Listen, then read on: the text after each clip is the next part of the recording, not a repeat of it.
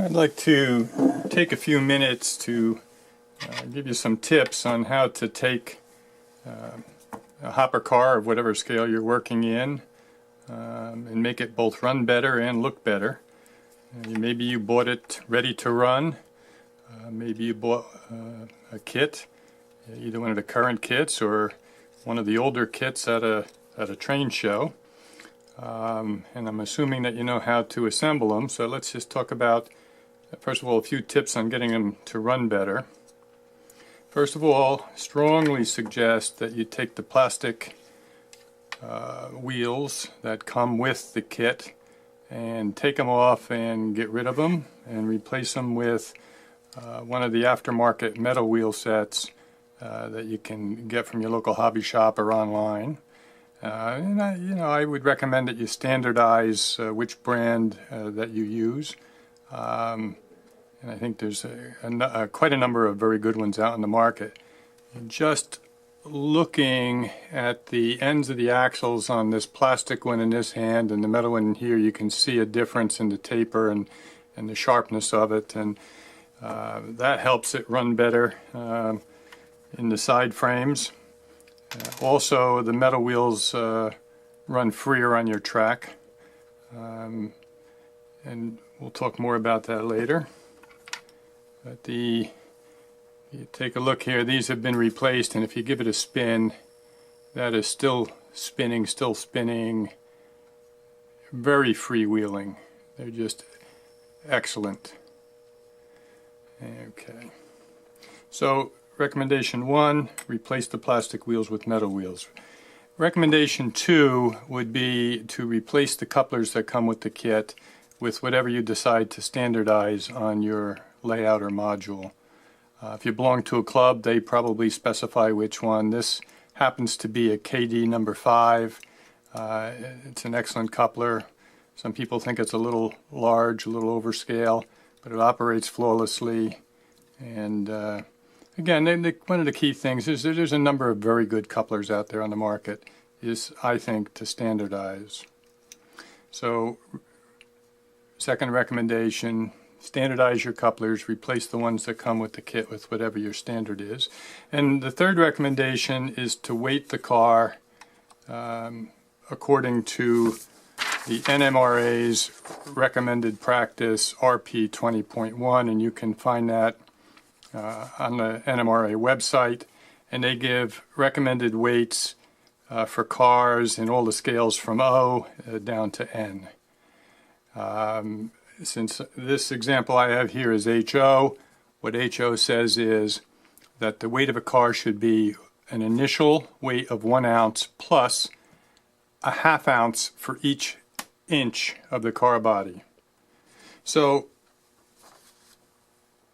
this hopper is about 4 inches long, so it should weigh 1 ounce for the initial plus a ½ ounce for each of those 4 inches. And so that would be 3 ounces, and this is actually a little bit longer than 4, so it's probably somewhere between 3 and 3¼ ounces would be the recommended weight for the car. And when you assemble it using all the parts that come in the kit, they typically are about 1 ounce underweight. And there's a couple of easy ways to bring those up to weight, and certainly the easiest is to use the stick-on lead weights. These are 1/4 ounce each. You can get these at your hobby shop, online, or even at any place that supplies equipment for Boy Scouts, since they use these weights for their little derby cars. And so I added 4 weights to this car on the inside. Try to keep them as low as you can get them for the center of gravity. Now, as you can see, they're a lead color, and if you're going to run your car open top with empty, you want to hide those a little bit. You can do that by just painting them black, or in this case I first painted them black and then I sprinkled some fine coal on it. And as this rolls by in a consist, your eye will not pick up the lead color, and you'll just assume that there's some coal left in the bottom of that empty hopper car. So those are 3 tips: the metal wheel sets, standardizing the coupler, and weighing the car according to the recommended practice of the NMRA. There's different opinions on the weights of cars, and some people think you can go lighter, but everybody does agree that the important thing is consistency in weight. So if you're going a little bit lighter than the recommended practice, then make sure all your cars are, so you don't have one heavy car in the middle of your train that could, especially when backing up, cause a derailment. The next set of suggestions have to do with appearance.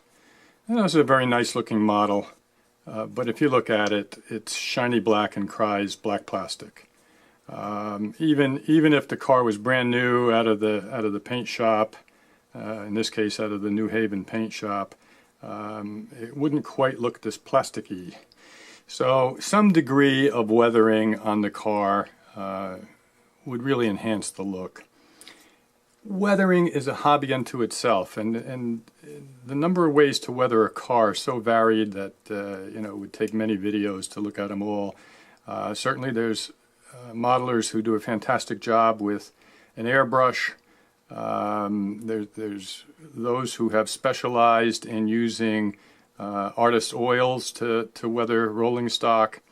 There's washes of acrylic paints that many people use. There's powdered chalks, there's pan pastels. There's a lot of ways of weathering. I have come down to a very quick way, just using a pastel pencil, which I'm going to demonstrate in a minute.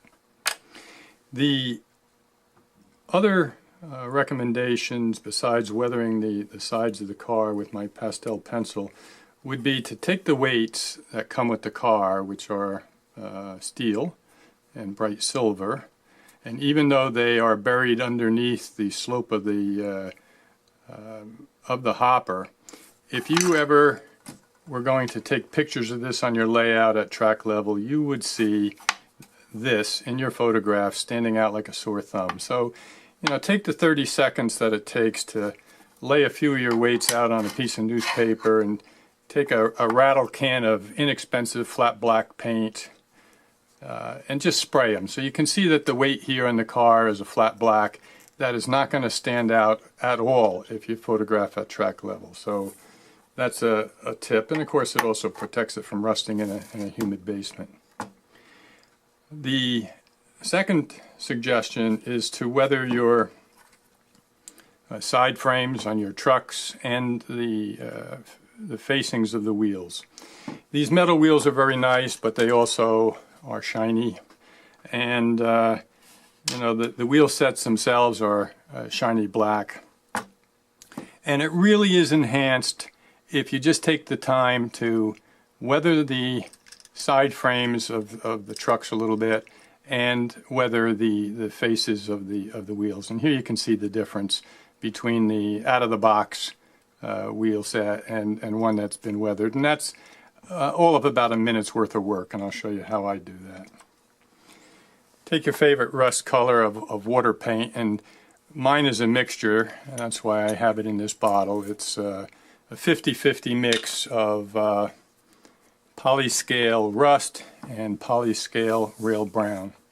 Now both of those are discontinued, but I have a good supply yet, and once those are gone I will find other appropriate rust colors either amongst the what's available for modelers or, quite frankly, all the different craft paints out there. What you can do is, taking a very soft #1 brush, I think you can see that, dip it in a little container of water, get it wet, dip it into paint, get some paint on it, and then once again dip it in the water. And first on the wheels, all I do is go around the face with that very wet paint, and then just the face of the wheel itself that's very shiny. If you get a little bit on the treads, that's not the end of the world either. And that's how long it takes, and you set it aside to dry. Of course, you do the other side and you do the other wheels. For the side frames of the trucks, again, dip it into paint, dip it into water, get it nice and wet, and you're just going to flow on a very thin layer of this rust color paint, whatever your favorite is. Get it into all the nooks and crannies. Go across the top of the side frame and across the bottom of the side frame. And that's it. Set it aside to dry. That's going to get the rust color into the nooks and crannies where it will stay when the rest of the paint dries and evaporates. And that's exactly how I did these wheels and these side frames. Again, it is extremely easy. There's no mess of an airbrush and how long it takes you to clean that up. It's just a water-based paint. And again, whatever your favorite rust color is, go for it. By the way, after you knock your paint over about 3 times, at least it took me 3 times, some of you are smart enough to do it before you ever knock it over, or maybe it only takes once, is just take a spade bit and drill a hole in an old piece of wood of a diameter that will accept your paint bottle and your glue bottles. And I've knocked those over too. And it saves you a lot of aggravation down the road. Okay, so that's the weathering of the wheel sets, and that brings us to the actual car itself. Now these are not colored pencils like you would find in a kid's colored pencil set. These are artist pastel pencils, and there's 2 kinds that I have found that work extremely well. One is made by Conti out of France, and in particular they're one that is their #1, actually printed on here, says #1, they're Bister, and that's this one here. It's a very good rust color, especially on a black car. And the other brand that I've had good luck with is Derwent out of England, and this is their burnt umber pencil. It's number 54B, but I have many other useful colors in both Conti and Derwent. Browns, umbers, siennas, blacks, grays, and so forth. And they work extremely well, especially on plastic and metal car sides. On a black car, I typically use the Conti #1. And what I'm going to do is just run the pencil down along each of the vertical braces on the outside. There's a row of rivets there, and I'm putting a little row of this pencil right against it, and again across the top, places where you would like it to show a little bit of rust. Maybe on each of the steps, a little bit on the vertical supports for the steps.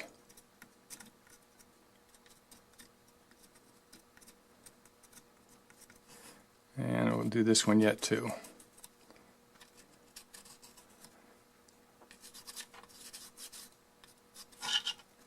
Across the top of it.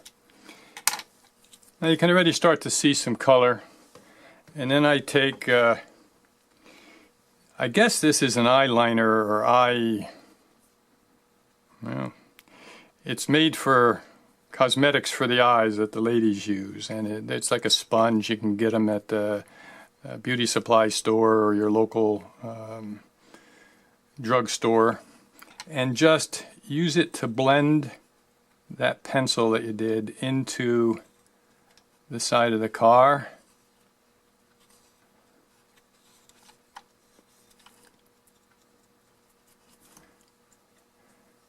And that's all there is to it. You can keep going until you get the color you look at. The other area that I always do is down here. This is close to the ground on the dump chute here. Again, just rub some with the side of the pencil and then come and smooth it out with your sponge applicator here. If you take too much off, put a little more on. Eventually you get a coating on your sponge and it doesn't take as much off.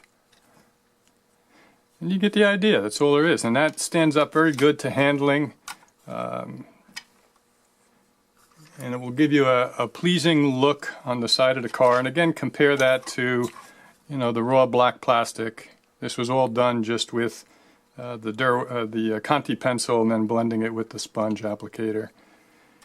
If you have, this works extremely well on black cars. If you have an oxide car like this one, I go to the darker, in this case it's the Derwent Burnt Umber, and I'll do the same thing with it. I'll use a dark gray, I'll use a black sometimes and do a little mixture.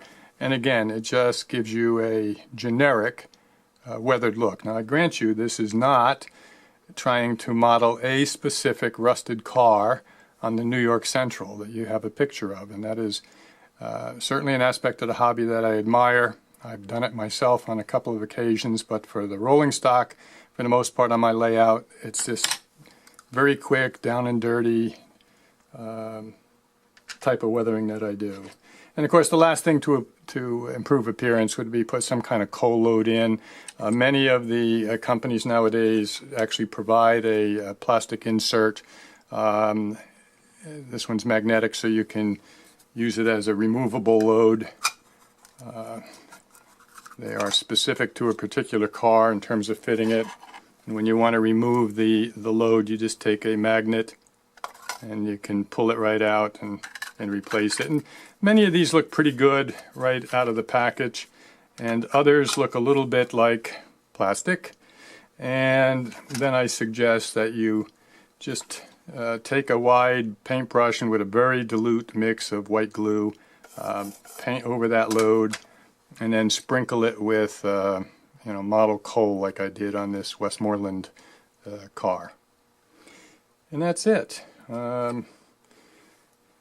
Couple of quick ways to improve the running of the car and the appearance of the car.